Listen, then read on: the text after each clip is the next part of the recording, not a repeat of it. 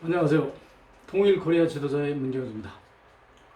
최근에 대통령 선거를 준비하는 과정에서 여러 후보님들이 나와가지고 각가지 이제 정책을 발표하는 과정에서 이재명 후보께서 우리 대한민국은 미군 점령군이 와가지고 친일파들을 대거 등용해서 대한민국 기초를 세우는데 친일파 일색으로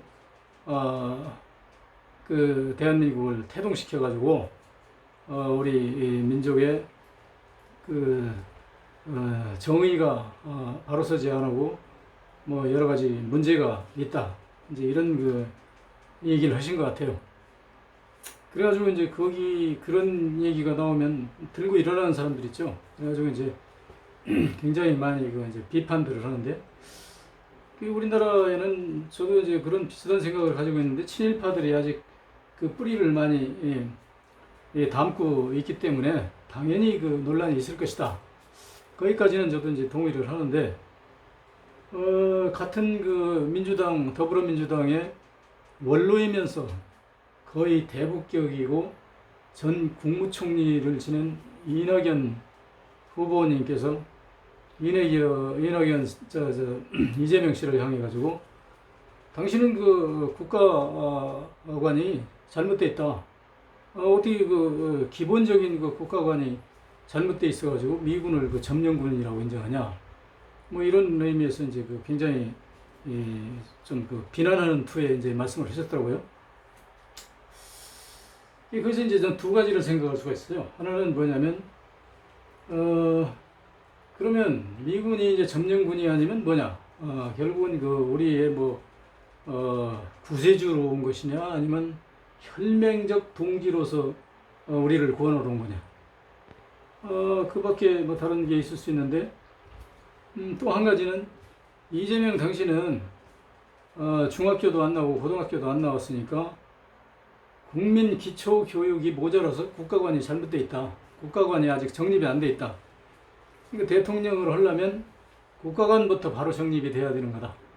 뭐 이런 이제 아주 뼈아픈 충고를 한 게 아닌가, 그렇게 이제 생각이 드는데, 거기서 저는 이제 그 후자 쪽을 더 무게를 두고 있어요. 그래서 그 이재명 씨가 중고등학교를 안 나온 데 대해서 굉장히 비하하는 그런 그 어떤 인신 공격에 가까운 그런 국가관이 잘못되어 있는지 잘 되어 있는지 하는 것을 단죄하는 그런 내용이다 해가지고 굉장히 저는 우려를 표명하는데요.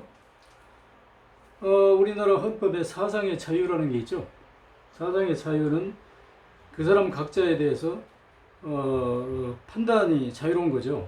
예를 들어서 미군이 점령군이라고 생각할 수 있는 사람도 있고, 혈맹군이라고 생각할 수 있는 사람도 있고, 뭐 아니면 그 구세주라고 생각하는 사람도 있고, 뭐 여러 가지가 있을 수 있는데, 문제는 그 대통령 후보라는 사람이 그런 얘기를 하면 아주 큰일 나는 것처럼, 도저히 대통령 자격이 안 되는 것처럼 이렇게 얘기를 하고 있는데, 그럼 차제에 미군이 우리나라에 어떤 자격으로 진주해왔고, 그 미군의 정치를 어떻게 했는지 한번 그 더듬어 보기로 하죠. 우선 우리가 1945년 8월 15일 날 일본이 이제 히로히토 황제가 무조건 항복을 했죠. 무조건 항복을 했는데, 그 무조건 항복하는 그 과정에 이제 어떤 게 있었냐면, 미군이 괌 기지를 확보해 가지고 B-29라고는 아주 그 탁월한 공중 폭격기를 동원해서 일본의 그 공중 폭격을 했는데, 그 당시 그 미군의 공중 폭격 목표가 어떤 거냐면, 일본의 굴뚝이 크거나 집이 크거나 공장처럼 생긴 그런 것은 모조리 가서 부셔라. 단 제외되는 것은 아파트라든지 민간인 밀집 지역은 폭격을 피해라. 이게 이제 미국의 그 폭격 목표지 않습니까? 근데 그 당시 미국의 B-29의 특징은 뭐냐면 아주 고공비행을 한단 말이에요. 높이. 왜 그러냐면 저공비행을 하면은 대공포가 와서 그 쏠 가능성이 있기 때문에 아주 높게 나는 높이 나는 그게 이제 B-29의 특징인데, 그래서 그 일본을 가서 보면 일본이라는 나라 그 특성이 저 높은 데 내려보면 그 구름이 수시로 지나가기 때문에 이 안개 구름이 자주 지나가가지고 폭격 올라오면 밑에가 깜깜해져 하나도 안 보이고, 조금 기다렸다가 이걸 구름이 지나가고 나서 이제 폭격을 해야 되는데, 그렇게 되면 이제 시간을 낭비한단 말이에요.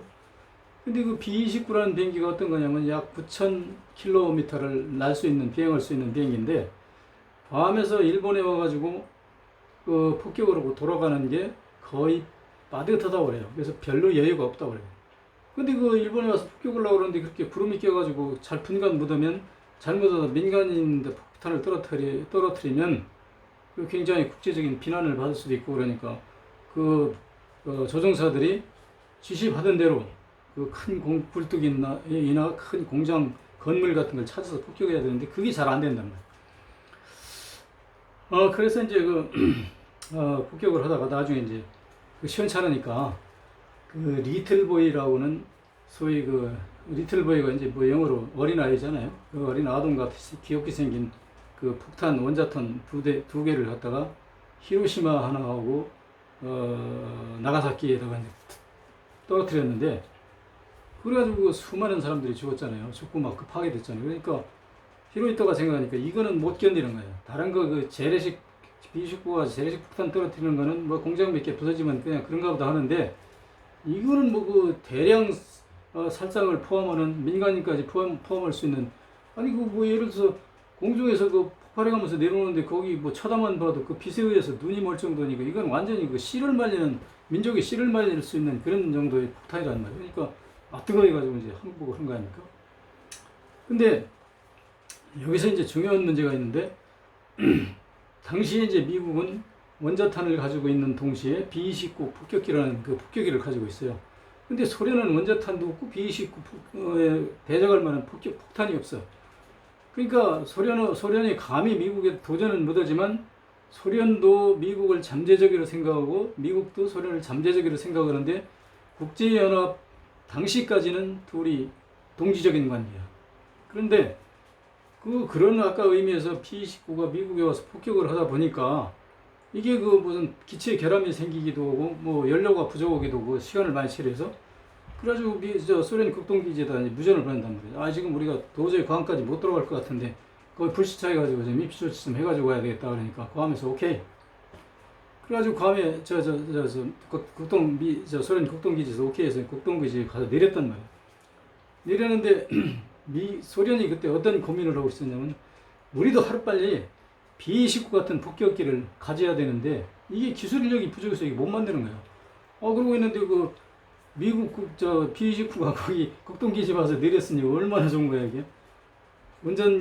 비행기 조종사를 데려다가 억류시킨 거예요. 그리고 미국에다 통보를 해요. 너희가 지금 비행기를 우리한테 보냈는데, 우리가 지금 너희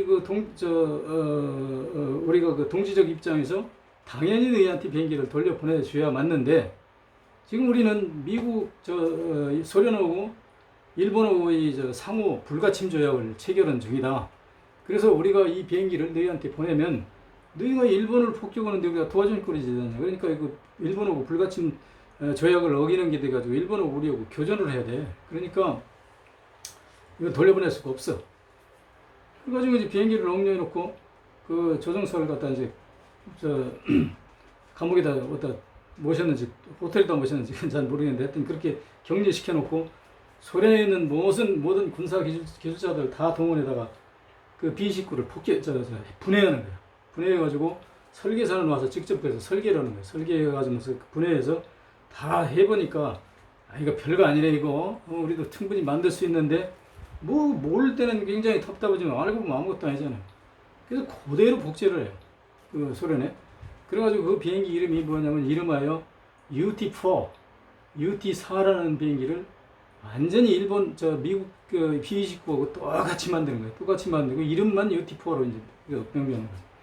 그래서 이제 소련은 속으로 회심의 미소를 먹고 있는 거죠. 우리는 너희 같은 그 B-29를 가지고 있어. 이런 상황이었는데, 일본이 이제 그 원자탄을 맞고 나서 이제 곧 항복을 해야 되는데, 어떻게든지 저 조선을 어떻게든 찢어놓든지 무슨 뭐 보복을 해야 돼. 그래가지고 생각나는 게 이제 그 뭐야 그 전부터 미국 소련이 미국 그 B-29를 영유하고 미국에다 안 보내주고 일본하고 불가침 조약이 지금도 유효하니까 우리는 일본을 배신할 수 없다고 한다고 그러니까 옳지. 소련하고 대화가 되겠구나. 소련에다 무전을 보낸 거죠. 우리가 곧 내일 모레 곧 항복을 하는데 지금 현재 상황으로선 국제연합군인 너희와 우리 일본 대항군이잖냐. 그러니까 너희가 만주 지역을 밀고 내려오면 우리는 어쩔 수 없이 대항해서 싸워야 돼. 싸워야 되는데 우리가 그 비밀 명령을 내려서 절대 대응하지 말라고 할 테니까 맘 놓고 들어와라. 들어오면 우리가 문을 열어주겠다. 그래가지고 소련이 별안간 그 일본이 항복이 한 3일 전인가 청진 나나모로 해서 이제 밀고 들어오지 않습니까? 들어오는데 그 당시 이제 그 어떤 그 비선의 자료를 보면 미국 극동사령부 메가더 사령부에서 당직하다가 그 첩보를 보니까 지금 그 소련군이 이 청진 나나무로 이제 밀고 내려온다는 첩보를 받았어요. 그래서 이거 어떻게 했으면 좋겠냐고 펜타곤에다가 이제 무전을 보낸 거예요. 그러니까 펜타곤 당직하는 놈이 야, 그 코리아가 어디가 붙었는지 나 몰라 그러니까 네가 생각해봐가지고 그 아이들이 지금 그 T-48 소련의 탱크 속력 거리하고 한반도로 계속 밀고 들어올 때 도로 사정하고 그래가지고 우리가 내일 아침에 잠시 얼마 후에 이제 미국 국무회의를 열기 전까지 걔들이 최대 속도로 내릴 수 있는 니까 얼마인가 계산해봐. 그래서 자대놓고 이거 계산하니까 약 38도선까지 내려온다고 그랬거든. 그러니까 38도선 정도 내릴 것 같은데요. 그래? 그러면 소련에다 메시지를 보내. 38도선까지 내려오면 우리가 미국이 즉각 대응한다고. 그래가지고 이제 무전을 보냈단 말이죠. 메가더 사령부에서. 소련군 너희들 말이야, 한반도에 38도선 이남까지 내려오면 우리 미군이 가서 그냥 군화발로 걷어 찰 거야. 너 알아서 해. 소련은 그거 받고 웃기고 앉았네. 내가 미쳤다고 뭐 38도까지 내려가냐? 그건 나중 문제고. 그래가지고 걔들은 평양까지밖에 안 내려왔단 말이야. 평양까지 내려와서 딱 그 둥어리 틀고 이제 8월 15일 날 일본이 항복하고 나는데 거기서 한 11일 후 8월 26일 날 얘들은 미국 소련군 점령사령관 치스차코프 이 이름으로 점령군 포고령을 발표합니다. 앞으로 북한의 모든 그 정치활동, 결사의 자유 이런 활동은 다 금지하고 우리가 북한의 정정을 안정시켜가지고 우리가 북한 정권을 잘 탄생시킨 후에 우리는 돌아갈 사람들이니까 그렇게 하려고 그래서 포고령을 이제 발표했는데 그러고 나서 이제 미국이 이제 다급해진 거예요. 왜냐면 소련이 저렇게 이제 한반도 북쪽을 점령하고 있으니까 우리도 빨리 가야 돼. 그래가지고 이제 서둘러서 오는데 이 미국놈들은 절차를 많이 따지잖아. 그러니까 절차를 한반도 조선 총독부 형식이 존재하니까 총독부의 항복문서를 받고 히로히토의 항복문서를 받고 그리고 이제 쉽게 해서 우리 이제 한반도는 우리한테 인계해오고 이제 인수인계를 하는 거예요. 해가지고 돌아온 게 언제냐면 8월 15일 날 항복 오고 나서 9월 2일 날 왔단 말이에요. 그러니까 얼마냐면 약 한 17일 만에 들어왔네요. 17일 만에 이제 한반도에 진입했단 말이에요. 진입해가지고 9월 2일 날 와서 이제 9월 9일 날 일주일 후에 하지 중장이 여기 이제 진주군 사령관으로 하는데 진주군 사령관으로 와서 이 사람이 미 점령군 포고령 1호를 발표했는데 1호가 뭐냐면 모든 결사의 자유를 제한한다. 그리고 앞으로 남한에서는 미군 정청 포고령에 의해서 모든 걸 통치한다. 그리고 이 포고령에 위반해 가지고 너희들이 무슨 집회를 한다든지 반항하는 자는 구금 심한 경우는 사살 다 하겠다. 포고령 점령군 포고령 이제 1호를 그렇게 발표했단 말이에요. 그래서 그 발표문 중에 이제 주요한 게 뭐냐면 너희가 지금 와가지고 건국준비위원회 여운형을 중심으로 한 건국준비위원회 뭐 광복군 한국독립 뭐 협회 이런 거 활동 절대 못해. 제로야 제로. 그래가지고 이제 포고령을 발표해가지고 분명히 점령군 사령관 하지 중장 명의로 해서 밝혔다는 거예요. 그러면 미군이 점령군이에요? 뭐예요? 우리가 점령군이라고 하는데 미군이 점령군 포고령으로 발표했잖아. 그럼 점령군이잖아. 그렇게 해서 이제 미군이 포고령을 발표했는데 그 후로 이제 그 포고령에 의해서 뭐를 했냐면 우선 미 군정청에서 조선을 통치해야 되는데 조선을 통치하는 데 있어서 이 경험이 있는 사람이 필요해. 그러니까 행정 경험이 있는 사람, 뭐 사법 경험이 있는 사람이 다 필요해. 그래가지고 그런 사람 있으면 오라고 그러니까 친일파도 돼요? 친일파 좋지. 우리 경험 있잖아. 그거 네, 알았어요. 그래가지고 친일파들 가가지고 전부 이제 해야 되는 면석이 순사, 검찰, 판사, 학교 교원 할 것 없이 모조리 다 그 사람들을 채용했단 말이야. 그러면 이제 예를 들어서 쉽게 얘기해서 광복군도 돼요? 그러면 광복군이 인마 너희가 테러리스트잖아. 중동에서 중국의 중원에서 테러리스트 하던 놈들인데 네가 무슨 행정 경험 있어? 뭐 해봤는데 너 뭐 일본 밑에서 면석 해봤어? 뭐 해봤어? 뭐 판사 해봤어? 아니 그런 건 아닌데 그런 거 아니면 너는 해당 없잖아 자식아. 그러니까 우리나라 광복군이나 독립군은 단 한 놈도 거기 들어갈 수가 없고 모조리 친일파 친일 교육 친일 뭐라 그래 친일 하던 친일 봉사자들은 이제 모조리 모았다는 거예요. 근데 우리 독립군이나 이제 우리 광복군 입장에서 보면 아니 이게 참 웃기고 자빠졌는 거예요. 한마디로 왜 그러냐면 대한민국이 아니고 조선인민이 일본으로부터 해방됐으면 당연히 우리는 독립된 나라를 건설해야 되는 것이죠. 건설해야 되는데 아니 미군이 와가지고 경험 있는 놈들 오라 그러면 경험이라는 것은 일본 놈 밑에서 일본 놈의 침략 정책을 수행하던 그 사람들 소위 침략의 앞잡이들이라는 거예요. 이 앞잡이들을 미국이 다 채용해가지고 이것을 경험자라고 해가지고 이걸 군정청의 요원으로 다 등용하면 어떻게 되겠다는 거예요. 그러니까 다시 얘기해서 일본 침략에서 미국 침략으로 인수인계 되는 거야. 근데 일본 침략하고 미군 침략하고 조금 다를 뿐이지 원천적인 건 일본 침략 점령군이나 미군 침략 점령군이나 똑같은 유형이야. 뭐 저희들이 저희 입으로 포고령에서 점령군 포고령을 발표했고 그 소련도 마찬가지고. 그래서 이제 그런 상황에서 이제 우리 광복군하고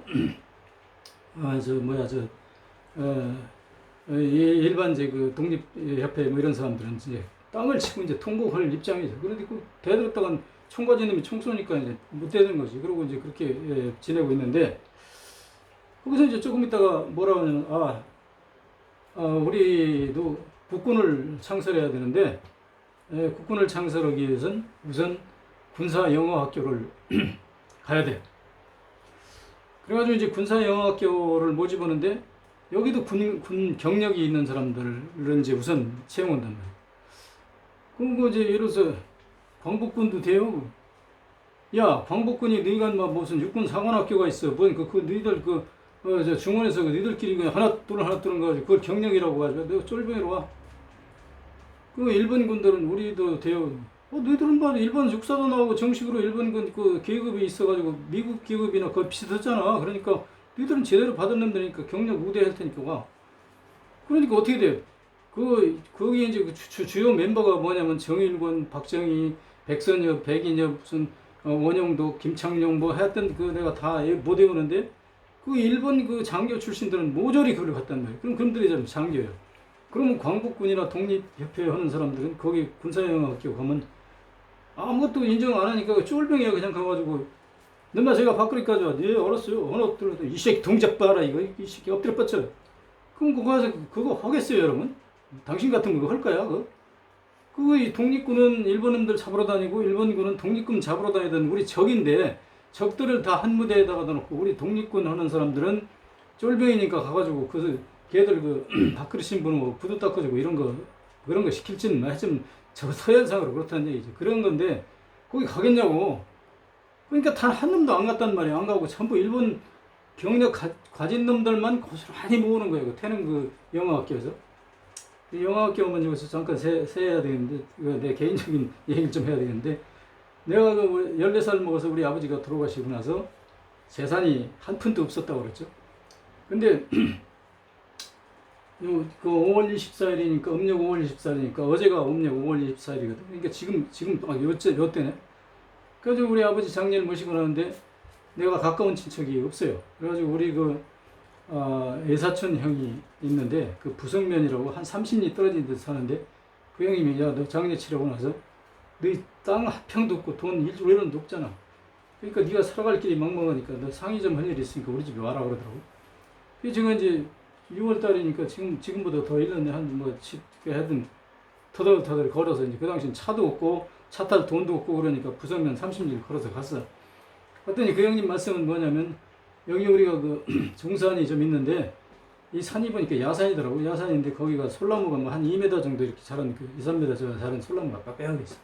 저 나무를 비고 네가 저기 개간해라. 개간해가지고 여기다 농사를 지면 너희 집 얼마를 개간하든지 네가 개간해가지고 농사를 지어서 네 식구, 네 어머니하고 내 동생밖에 없잖아. 그러니까 네 세 식구 먹고 살 만큼 개간을 해. 그리고 그 동안에 먹는 것은 여기 내가 동네에 뭐 이런 집이 이렇게 품팔이 열 거 그런 것도 소개해 줄 테니까 그렇게 해서 어떻게 해서 근근히 먹고 농사를 지으면 우선 보태서 먹을 수 있지 않냐. 그러니까 그렇게 생활을 해라 그러더라고. 제가 가보니까 참 까마득해요. 저 언제 개간해가지고 제가 그 개간한 경험도 있어요. 그 5살, 6살 때부터 내가 개간을 한 사람이에요. 도저히 못하겠어요. 그리고 제가 우리 집이 그 초가집인데 초가집에 지붕을 올리려면 집을 얻어와야 돼요. 그 집을 얻어오려면 제가 이제 그 농사 짓는 사람들한테 가서 뭐 볕단도 날려주고 그러는데 제일 그 중에서 내가 힘들었던 게 뭐냐면 그 탈곡기, 이게 발로 밟는 탈곡기 옛날에 그 일본 시대 때 거 있잖아요. 그거를 가지고 털고 오는데 그거를 나보고 두 사람씩이거든. 그래서 내가 세 사람이 뒤에서 곁다리로 이걸 밟으라는 거예요. 밟는데 얼마나 다리가 아픈지 이게 다리가 망가져가지고 지금 이 좌골 이게 삐뚤어져가지고요. 병원에 내가 수태에 가서 다녔는데 도저히 치료가 안 되고 나중에 더 늙어서 못 걷게 되면 인공 뭐 관절을 넣으라고 그러더라고. 그래서 내가 이렇게 아주 몸이 망가지도록 그렇게 고생을 하고 막 주워 터져가면서 그 짓을 하는 사람인데 다시 여기서 농사 짓는다는 생각이 끔찍해. 저 안 하겠습니다. 그러는데 이성모님이 이렇게 보니까 뭐 담배를 말아 피는데 파킷북이더라고요. 조그만 지갑형 그 책인데 거기서 담배를 종이를 찢어가지고 담배를 말아 피더라고요. 그래서 무언가는 그 당시 학교를 한다 했으니까 책을 내가 그 교과서라고 생긴 것은 그때 아버지 돌아가시기 바로 직전에 처음 어느 집 선생님네 집 화장실에서 내가 하나 처음 봤다고 했잖아요. 그걸 가지고 내가 한글을 공부한 사람인데 그거 보니까 또 그것도 책인데 그건 희한한 책이에요. 뭐 이게 지갑만 요만한 건데 이게 뭔가 하고 딱 봤더니 거기다 한글로 How are you 이렇게 써놓고 그 밑에다 영어를 써놓고 그 밑에다 안녕하십니까 이렇게 써놨더라고. 그러니까 이게 뭐 애국말이야. 이야 이게 뭐 이런 게 있어.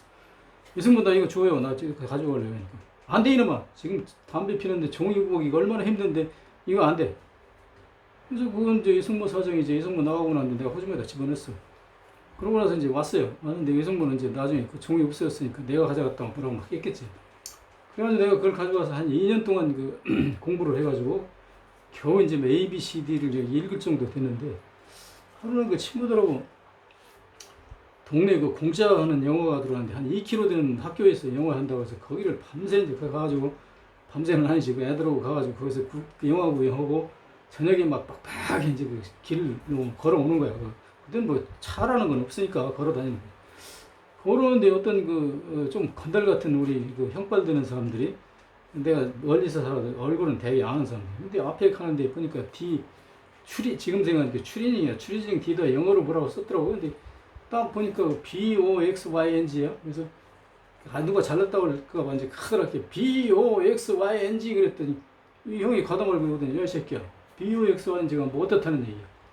아니 제가 그냥 읽어봤어요. 이 새끼라더니 그냥 막 여기저기 막 들어오는데 그 본투 있잖아 이걸로 되게 어떻었는데 그 형이 이제 나를 때리는 이유는 그게 뭐 때릴 일도 아닌데 거기 여자들이 쫙 지나가고 그러니까 그 BOXYNG라고 그 복싱이라고 쓴 추리닝을 입고 다니는 놈이니까 끄떡거리는 놈이잖아. 그러니까 난 이렇게 잘 때린다 이건 이제 그 당시 깡패 새끼들이 아주 드글드글 할 때니까 그 누구 사람 잘 때리는 놈이 아주 인기 있었거든요. 근데 이 여자라는 동물들이 되게 지금은 이제 안 그렇지만 옛날에는 사나운 짐승을 좋아해요. 그 짐승도 남자 맹수과의 그 사나운 사람을 자기하고 그 결혼하지.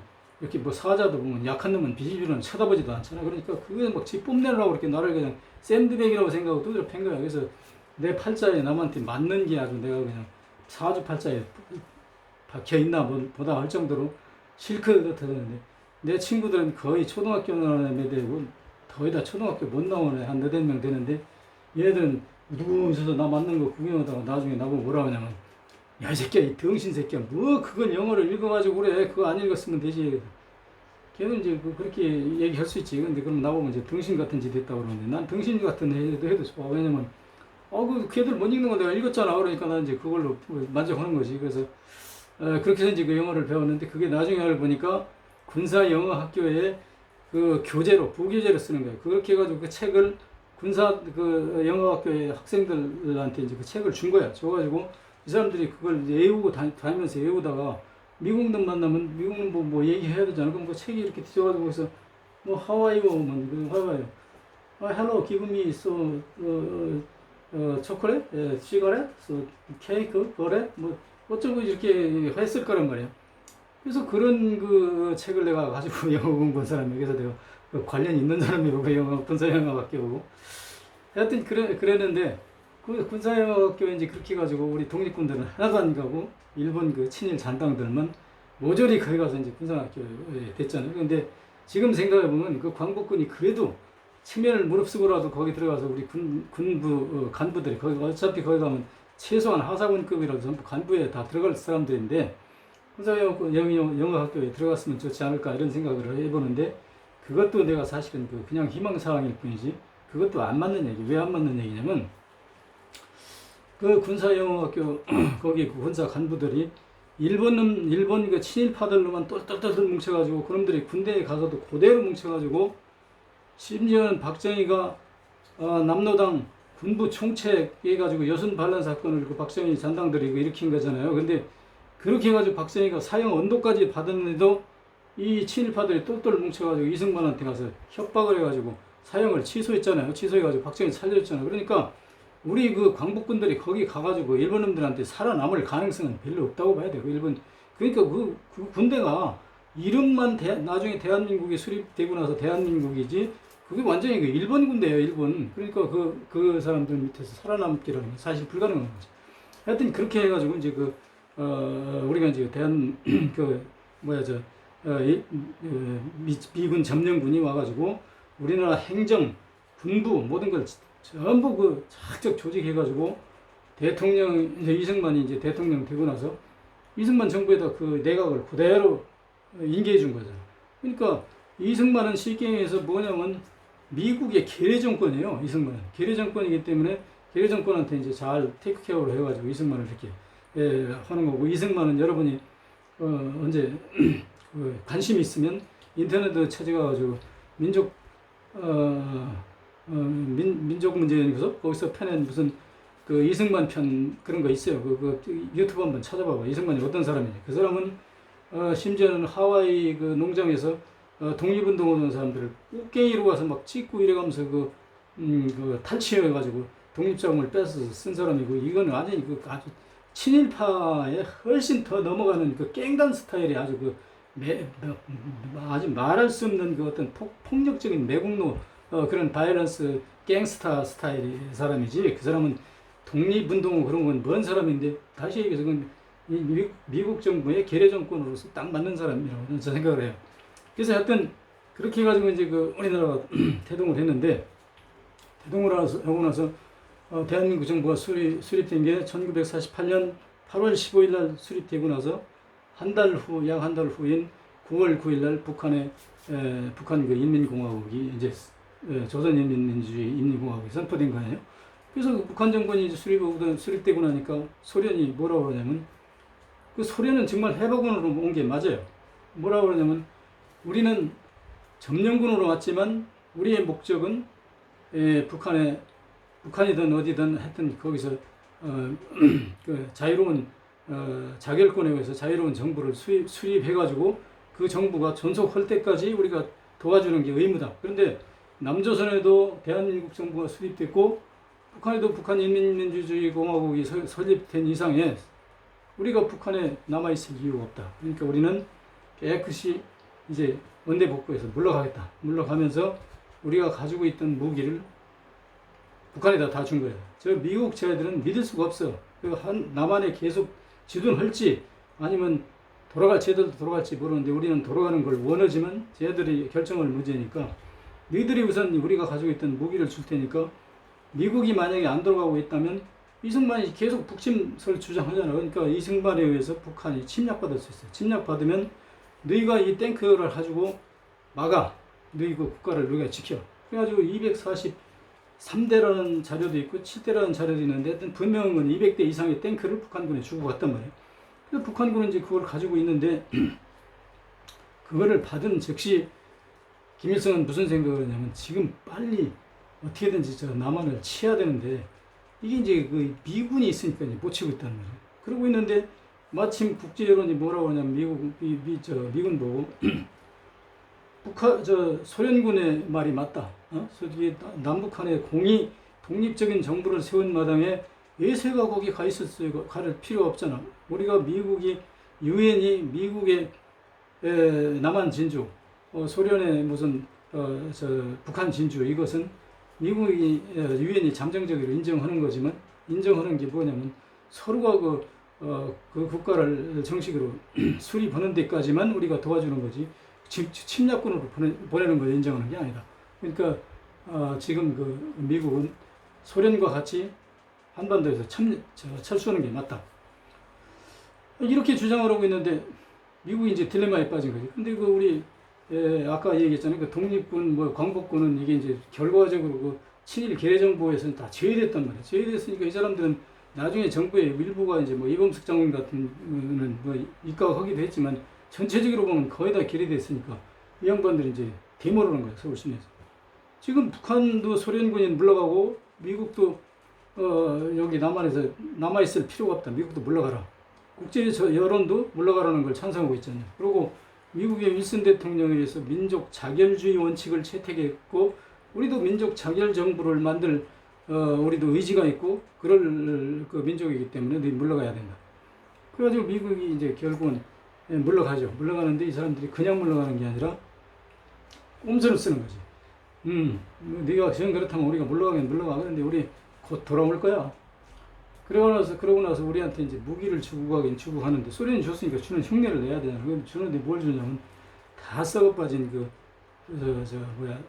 곡사포 몇 물하고 박격포 몇 개하고 이런 걸 주면서 소총을 10만 정을 주었는데 10만 정이 나중에 6.25 때 쓰려고 보니까 한 4만 정밖에 못 써. 나머지는 전부 다 방아틀 뭉치도 없고 무슨 놀이새가 부러지고 총열도 휘우고 어디 개판되는 거 전부 폐기된 그 쓰레기 같은 것을 그냥 숫자만 딱 해가지고 10만 정을 주고 갔어요. 그러니까 우리가 결국은 한 4만 정밖에 쓸 수 없는 그런 건데 그래서 거기서 이제 가장 중요한 게 뭐냐면 북한의 탱크 243대든 200대 이상 있는 그 탱크를 대응할 만한 탱크를 우리가 하나도 안 준 거예요. 그리고 탱크를 잡을 무기도 안 주고 그리고 이제 뭘 주고 왔냐면 애들이 APC라는 소위 장갑차를 주고 왔는데 이 장갑차는 어디다 쓰는 거냐면 데모 저지형이에요. 쉽게 얘기해서. 그 데모 저지형은 왜 줬냐면 미국은 이제 이승만이 계례정부잖아. 계례정부니까 이승만 정권을 어떻게든지 유지해야 되는 거예요. 그리고 미국은 자기네들의 계획이 있어요. 여기서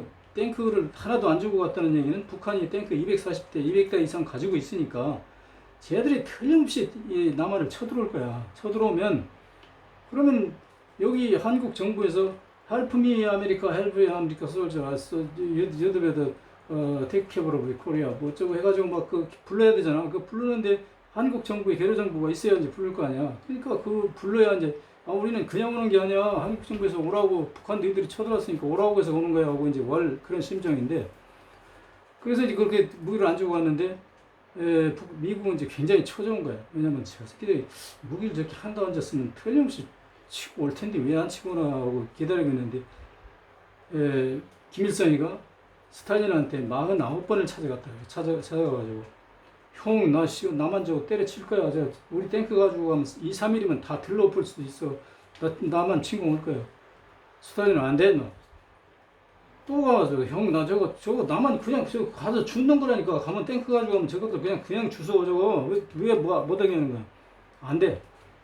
그러는 사이에 소련은 뭐를 했냐면 아까 얘기한 그 B-29를 줬는데 그걸 이제 UT-44를 만들었잖아요. 근데 이것을 다시 거기서 연구 개발해 가지고 UT 95를 만들었어요. 95는 이게 어떤 거냐면 UT4가 B-29하고 똑같이 9,000km를 날아갔다 올 수 있는 항속거리를 가지고 있는 건데 얘들이 소련이 다시 개발한 것은 15,000km를 날아갈 수 있는 거예요. 다시 얘기하면 알래스카 직항로를 통해서 미국에 가서 폭격하고 다시 돌아올 수 있는 거예요. 그 당시는 미사일 이런 게 없기 때문에 대공포만 조심하면 돼요. 그러니까 높이 떠서 날아가서 폭격을 올 수 있는 어마어마한 무기를 개발한 거예요. 그리고 이제 그 1949년에 드디어 소련이 원자탄을 개발한다는 거죠. 근데 미국의 전략은 어떤 거냐면 한반도에 빨리 전쟁이 일어나야 빨리 와가지고 때려 부셔가지고 중국을 초토화시켜가지고 모택동을 몰아내고 장개석 정부를 데려다가 이제 그 민주주의 진영의 정부를 수립하는 건데 그것을 그 소련이 틀림없이 쟤들의 기술력으로 봐가지고는 그 원자탄을 5년 내지 10년 후에나 만들 것이라고 하는 게 미국의 그 생각이었는데 이게 넌센스였단 말이에요. 얘들이 그냥 불과 한 1년 사이에 비밀리에 속이 다 만들고 있다가 나중에 이제 실험만 해가지고 1949년에 드디어 우리도 핵무기를 가졌다고 공포를 하고 UT-95를 만들어가지고 이제 미국까지 직접 그 공중 폭격할 수 있는 전력을 갖추고 있는 상태에서 김일성이가 그 쉬운 번째 찾아가지고 형님 나만 칠 거야. 쳐. 오케이 쳐. 그래가지고 이제 승인해가지고 6월 25일 날 드디어 이제 남침이 온 거 아닙니까? 남침에서 이제 우리가 그 6.25에서 피나는 6.25 전쟁을 했는데 그때 그 메가드는 그 맥도 모르고 북한에 중국의 그 원자탄 쏘자고 막 그렇게 지랄 예인병을 했는데 그게 왜 그러냐면 그 계획을 미리 그 전에 가지고 있기 때문에 그래. 근데 메가드는 그걸 알았는지 모르지만 미국은 이제 그 계획 작전 계획 자체가 백지화돼 버린 거예요. 왜냐면 소련이 이미 미국보다 더 항속거리가 길고 더 큰 더 좋은 UT-95 그 비행기를 개발했고 원자탄을 개발했는데 지금 중국을 쳤다가는 뭐 당장 그 소련이 이거 개입할 건데 미국이 어떻게 감당해? 그러니까 못 하는 거지. 그래서 겨우 이제 한국 정부만 한반도만 이제 전쟁을 하는데 그것도 미국이 메가드가 조금만 잘했으면요 한반도도 그때 더 올라갔든지 뭐 할 수 있었어요. 근데 하여튼 메가드가 철저하게 그 우리나라가 영웅이라는 데는 다 사기꾼들이에요. 도둑놈들이에요. 메가드도 아주 철저하게 머저리 같은 놈이고 그 내가 항상 얘기했지만 이순신도 머저리 같은 놈이고 박정희도 그 도둑놈인데 여러분들이 다 영웅으로 믿고 있잖아요. 근데 결국은 하여튼 결론은 뭐냐면 그래서 소련은 이제 점령군으로서 깨끗이 와가지고 북한 정권을 수립하고 갔으니까 그거는 해방군이 맞아요. 그리고 그 사람들은 자기들도 나중에 우리는 해방군이기 때문에 간다고 그랬고. 근데 미국은 해방군이 아니에요. 이 사람들은 점령하러 온 사람이기 때문에 미국의 자의에 의해서 한 게 아니라 국제 여론과 한국 그 독립 세력들의 데모하고 이 사면 초과에 걸려가지고 그냥 억지로 간 건데 가면서도 트릭을 줘가지고 우리가 한반도에 무기만 안 주면 100% 북한놈들이 쳐들어올 거다. 그러면 한반도를 와서 점령하는 데는 문제가 없어요. 왜냐면 우리가 점령했던 거니까 침략이 아니잖아. 도와주러 오는 거잖아. 그러니까 이건 확고한 걔들이 그 트릭 전략에 의해서 한반도의 전쟁을 유도해가지고 전쟁을 일으키게 해가지고 다시 와서 지금 현재까지도 주둔하고 있고 지금 현재 우리가 북한을 가려면 어떻게 합니까?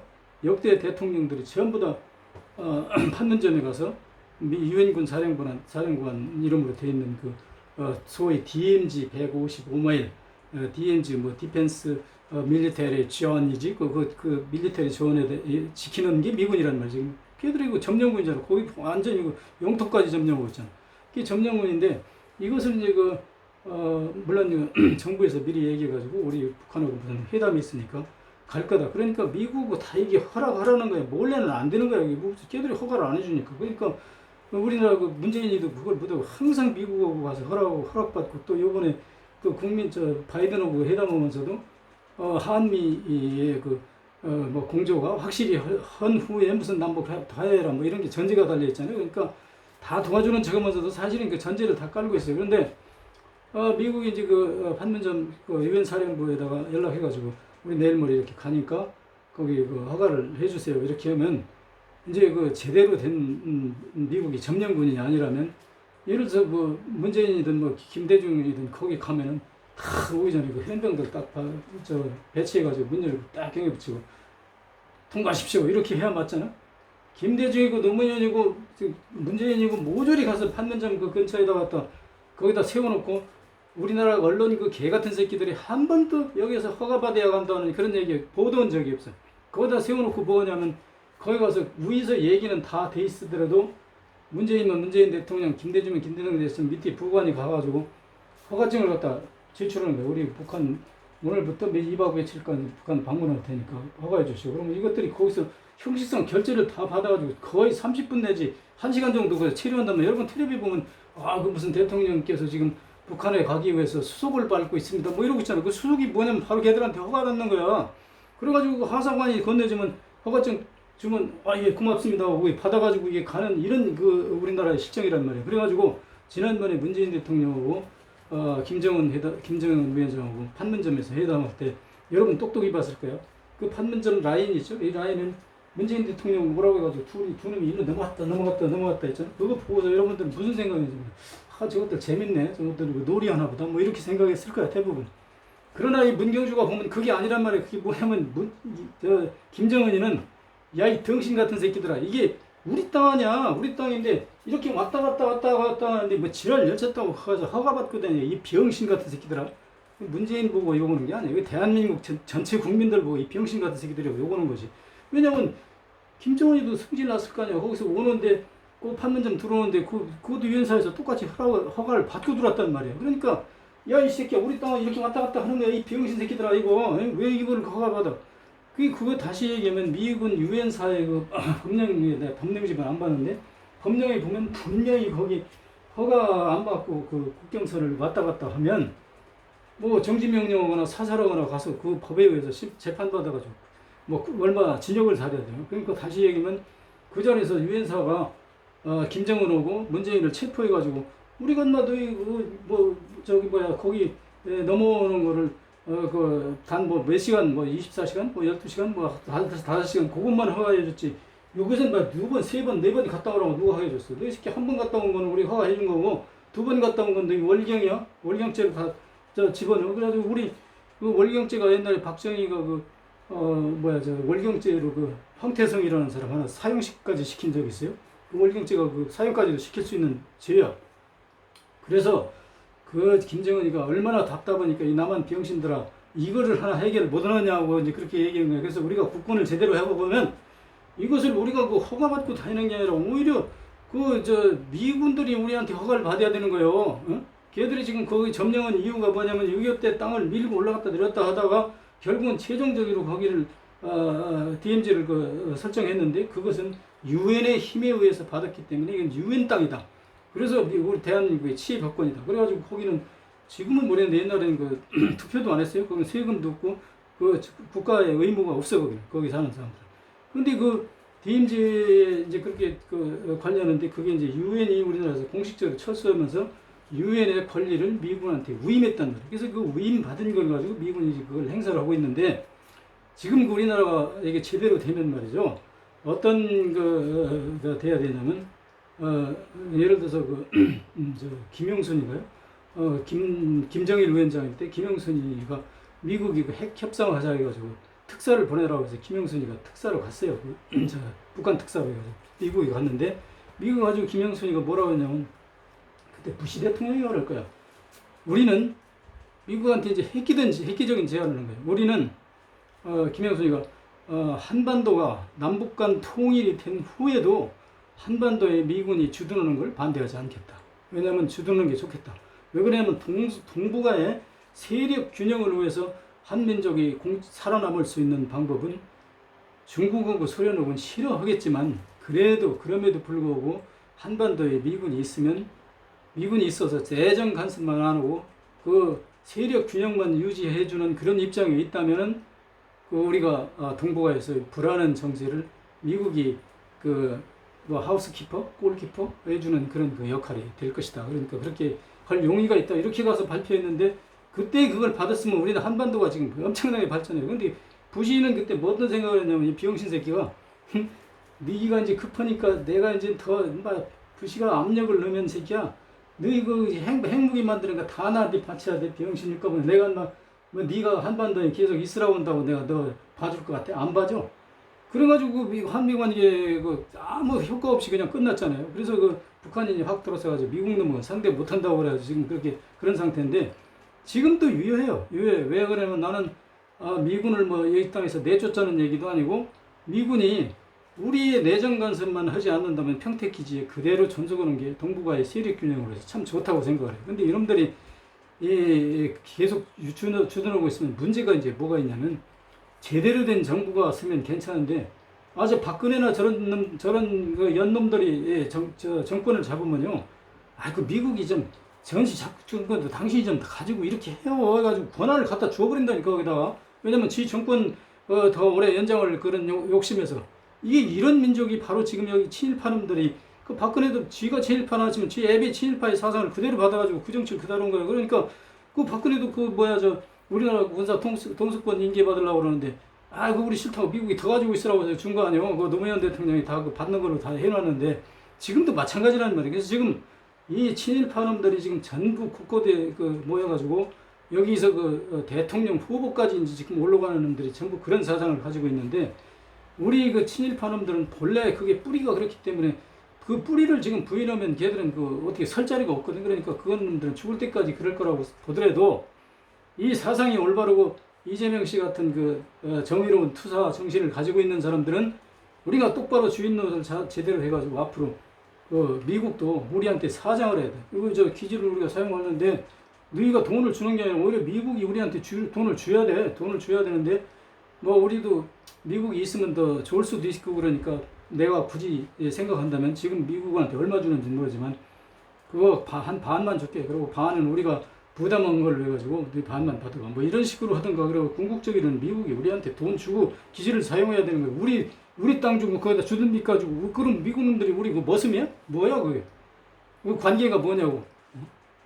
이런 썩어 빠진 정신을 가지고 지금 정치한다고 나대는 놈들이 정말 국가관이 이게 제대로 된 국가관이야? 이런 사람들이 누구의 국가관을 가지고 뭐 국가관이 됐냐 안 됐느냐 하는 거야. 그래서 나는 이런 거 생각할 때 아주 흥분되고 정말 성질나는데 우리 국가관을 바로 세워가지고 주권 행사를 제대로 하는 국민이 돼야지만 이 나라의 올바른 정의가 바로 서고 이 소위 친일파 이쪽으로 갈라서 싸울 필요도 없는 거고 친일파들은 어떤 형태로든 단죄를 해야 돼. 그런데 다 감옥에 보내자는 얘기는 아닌데 그 단죄가 뭐냐면 뼈저리게 사과하고 앞으로는 그런 짓 절대 안 하고 이 나라 정의를 위해서 우리도 1등 국민으로 살겠다고는 선언하는 것으로서 우리는 단죄로 가름해가지고 민족이 화합해야 된다는 거예요. 그래서 그 화합된 힘을 가지고 중국하고도 친하게 지내고 소련하고도 친하게 지내고 일본도 우리가 지금 두려워할 게 없어. 옛날에 우리 침략했다고 그래가지고 지금 우리가 탑 10까지 올라가 있는 마당에 뭐 일본을 두려워할 게 뭐였어. 일본도 좋다. 친하게 지내자. 그래가지고 이 동북아의 평화를 우리가 주도하는 그런 1등 국민이 될 수 있는 우리가 힘이 있고 될 위치가 있고 우리 마음만 합하면 얼마나 가능하단 말이에요. 근데 지금 이 상황에 와서까지 무슨 국가관이 잘못됐네. 미국이 점령군이냐. 아니 미국이 점령군이 아니긴 왜 하냐. 그 사람들이 자기네들 점령군 포고 1호 2호 3호 해가지고 발표했는데 이런 썩어 빠진 놈들이 제대로 공부한 놈들이 차라리 이재명 씨 같은 분은 중고등학교를 안 갔으니까 그런 교육 안 받았으니까 자기 소신껏 사실대로 판단한 거고 나도 학교 안 다녔으니까 판단하는지 모르는데 이렇게 보면 썩은 놈의 교육 안 받는 게 나아. 왜 그러냐면 그게 전부 일본 놈들 잔재의 친일사상 교육받은 것밖에 여러분 더 있어. 그거 가지고 뭔 자랑이야. 그게 지식이라고. 우리 국가관도 제대로 정리 못한 사람들이. 제가 흥분한다고 오늘 아침에 해결될 일은 아니고 여기까지 떠들겠습니다. 감사합니다.